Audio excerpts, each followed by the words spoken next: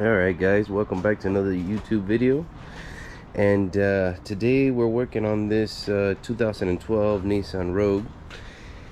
And this vehicle has several issues. It came with a very bad misfire, which we already took care of. Check engine light, a lot of oil leaks, which were already taken care of. As you can see, I put new valve cover gasket and whatnot. But the purpose of this video is because I also noticed that there is oil in the coolant, and normally that's well, it always is a bad thing, but sometimes when you see this, it could be indication of maybe a bad head gasket or something like that. And that's not the case here, and that's what I wanted to cover in this video. If you see that you have oil in the coolant, not only could it be from something like what I just mentioned, but check to see if your vehicle has oil coolers. Sometimes they have external oil coolers, and those coolers can fail and can cause this symptom where you can see that the oil mixes with the water, because obviously there's going to be higher pressures in the oil circuits than in the cooling system. Cooling system, generally the highest PSI you should see is about anywhere from 13, 14 to 15, sometimes a little higher than that, but generally the highest commonly that you'll see is about 15 to 16 PSI. And oil pressures can easily go 40, 50, 60 PSI, depending on the vehicle. So in this case, I looked at the color of the oil. Now, when the oil mixes with the coolant and whatnot, it's always going to change color. But in this case, it's more of a yellowish, greenish color. It's not that chocolatey color that I would see if it was motor oil. So right now, I am pretty confident that it is in fact the transmission oil cooler that has failed, because in this particular model there is a cooler, and it's probably hard to see because we have all these things in the way. I'll probably get a better shot of it here later when I start tearing things up.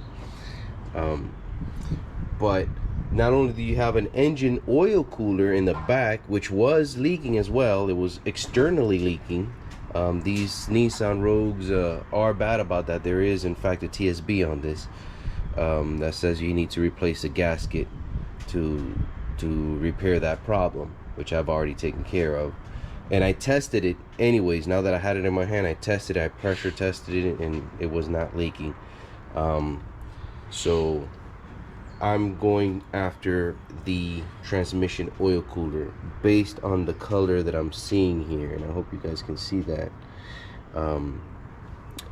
The reason is this color is because this is a CVT transmission, and the color of the oil is pretty close to that. Would you not agree? It's not that typical red color that we're used to seeing, which many years ago, well, I guess it's still possible today, when the coolers are in the built into the radiator, and that red transmission fluid mixes with the coolant. We used to call that milky pink, because it would turn like a milky pink color. Well, in this case, because the oil is not red, it is more of a greenish yellowish color, then that's the color that you're gonna somewhat see. It's always gonna distort the color because of the coolant. The coolant has its own color, and when the oils and all that get all that globby stuff in there, it tends to change color, as you can see there. But I called my buddy at the Nissan, and he said it's not a common problem, but he has seen it, which kind of confirmed my suspicion right off the bat that the transmission cooler was in fact leaking oil into the system. So what we need to do in this circumstance is not only replace the oil cooler, but we're also going to flush out this entire system very well. We're going to change the thermostats, which in this car there's two. There's one here and one back here, and it appeared, of course I kind of made this mess, but as you can see, it appears like the radiator is leaking all the way around here on the top tank. So we're going to go ahead and replace the radiator as well. So we're going to do pretty much the entire cooling system, just about. We're going to replace thermostats, we're going to replace the radiator, we're going to flush out the entire system very well, and we're going to also replace that cooler, because if we don't, it's just going to happen again. So if you guys give me a little bit, let me start tearing some stuff apart, and then we'll get back with you guys so you can see the oil cooler better and see what we're going to do. Alright, so as you can see here, what I've done is remove the battery tray, which has the TCM and the ECU attached to it. You see that here, and that gives us enough room to see what we're working with here.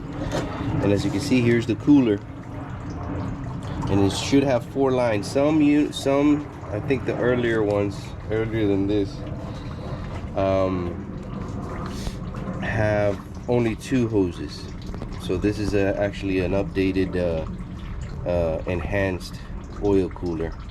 There is also a TSB on that, where in certain situations the transmission oil was getting too hot and then it would go into limp mode. So they've upgraded this to a 4-line oil cooler. So as you can see, these bigger ones are where the coolant goes in and out, and these smaller ones is where the oil goes in and out. So it's held by 4 10mm screws. I've already removed the clamps. I just got to pull out the hoses, remove the screws, and pop this bad boy out. There should be a big O-ring on the base of this. So the new unit comes with, or should come with the new O-ring. So I've also moved this wheel here a little bit. This was already like that, so it kind of worked to our advantage, because we can easily get to that hose right there. I don't know if you guys can see, and it helped us get to that bolt right there. So I'm gonna go ahead and remove it.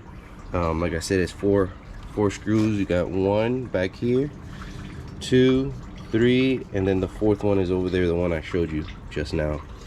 And you got your 4 hoses that go to it. So it's more of getting to it than anything else. So I'm getting a phone call now, and I'm gonna go ahead and get back with you guys after I remove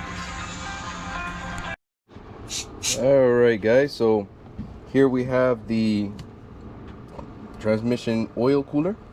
I have it here on the bench, and I'm gonna pressurize it to see where the air is coming out, so to give you guys a visual of confirming if it is in fact the oil cooler. So I'm just gonna dip this in here and apply some pressure. I'm gonna pass over the camera to my son so he can help me out here, and we're gonna plug up one end as best as possible. There's really not a whole lot of pressure here. I don't have the compressor on, but it should be enough to give us an idea of what's happening. Just try to get a good pressurize it, and we can see there the little bubbles. So I'm applying pressure to the coolant side of the cooler, and I should have at no point in time should I have any bubbles coming out of anywhere of these circuits, because this is where the oil flows. So as we can see there, that's a problem. Let me get another grip one. Yeah, you guys should be seeing it. That right there is a problem. So that confirms that our oil cooler is in fact leaking, and that is the cause of our oil in the radiator. So there you have it. We do have a new cooler here ready to go. As you can see, it comes with the new O-ring and whatnot. And this is the new unit that I will be installing. I purchased that off of Amazon. About $80 something, $70 something, I think it was. You can get from the dealer. The dealer's was about 400 bucks. So yeah, obviously dealer's always better, but their prices was not jiving with the customer, so we went ahead and opted for this one, which looks pretty good. So I'll get back with you guys when I'm ready to put everything back together, which is now, but after I get it back together, I'll go ahead and show you guys what it looks like. So give me a few minutes and I'll be right back with you. All right, so we're back and the new cooler is in. It's been installed. The bolts are tightened. All the hoses have been reinstalled and tightened, and we're ready for the next phase. But for this video, that would conclude what we were talking about, which is why is there that oil residue in my radiator. That's what I wanted to cover in this video. So we're gonna go ahead and conclude it with the normal thanks for watching. Please like and subscribe, support the channel. Thank you if you are already supporting the channel. Thank you so much for all of your support, and looking forward to producing more videos that helps anybody in these situations. I hope this one in particular helped out. There wasn't a whole lot of information on this on YouTube and on the internet. I couldn't find a whole lot, but I was able to demonstrate how to pinpoint this type of problem. And again, I will mention that if you do have this problem, check to see if you have external oil coolers, because that could be the source of your oil. It doesn't have to be some kind of catastrophic failure that, oh my god, I got to get rid of the car or anything. So this repair wasn't that bad. It's a little time consuming because you got to get all this battery and all these things out of the way, but it's really not that bad. Again, thanks for watching. Like and subscribe, and we'll catch you on the next video. Ciao.